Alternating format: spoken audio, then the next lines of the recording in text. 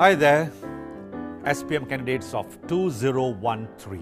What I'm going to do with you today is to give you all an idea how to score in the English language paper.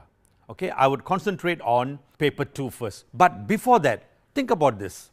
Every year without fail, when the SPM results are released, there will be write-ups in the paper, could be even in block letters, bold letters that 70% of Malaysian candidates have passed SPM and there's a marked improvement. Okay, we are happy about it, but can you imagine if 70 has passed, that means 30% of Malaysian candidates have failed English paper, and that makes up about 150,000 students. Just think about this number, 150,000. What I'm going to tell you today is SPM English is really very, very simple.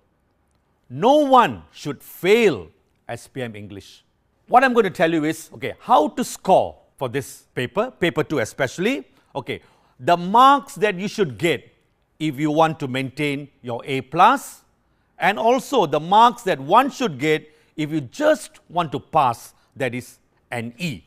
Okay, now let's take at the first section of paper 2, that is graphic materials and short texts. There are 8 questions. Section A,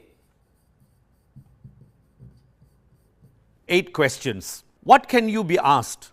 For the graphic materials, you may need to infer, you may need to transfer information or even analyze the graphic materials. And for the short text, it could be comprehension question, mostly the recall. And sometimes you need to interpret and also to analyze and synthesize. And I'm sure there are thousands or tens of thousands of examples in all the workbooks that are sold in the bookshops. Okay, now for an A+, you have to get 8 upon 8. As for an E, just 4 upon 8. Okay, this is the minimum that you should get, 4 upon 8. But you can test it yourself. You can do examples, you can answer questions and see where you stand. You could be even scoring more than 4. Okay, that is for graphic materials. Then we move on to the second part of it, that is the rational cloze. Will be from question 9 to question 15. Okay?